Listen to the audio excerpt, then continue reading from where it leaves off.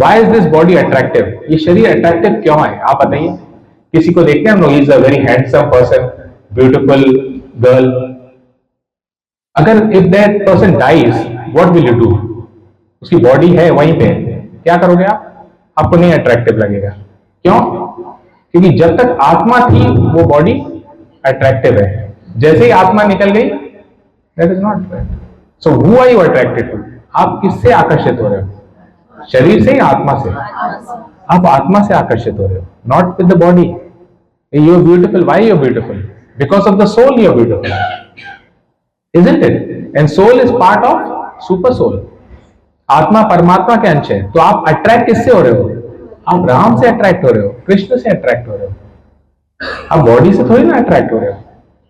You have to understand that. How are we getting attracted? And this is Maya is telling you, no, no, no, it's body.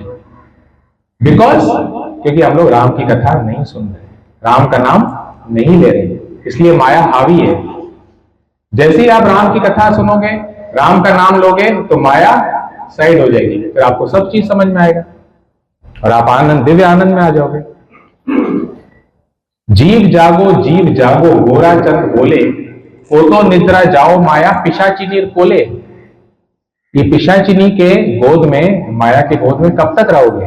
भगवान बोल रहे हैं भूतनी के बन के रह रहे हो।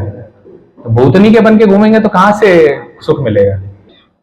तो क्या बनना है, भूतनी के या राम के?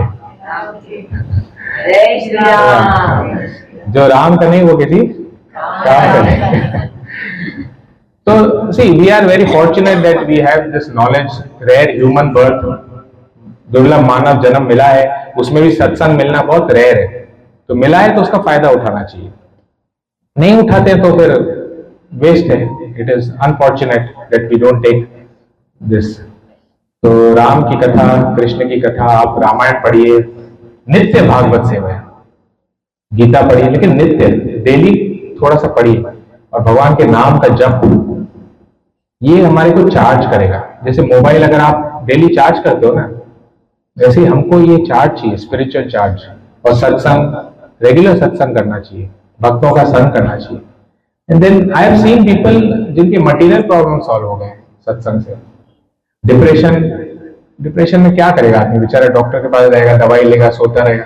लेकिन अगर भागवत, कौन मेरे को बता रहा था, भागवत अगर डेली पढ़ोगे तो डिप्रेशन बहुत डिफिकल्ट है तेरे को पकड़ना, वेरी डिफिकल्ट।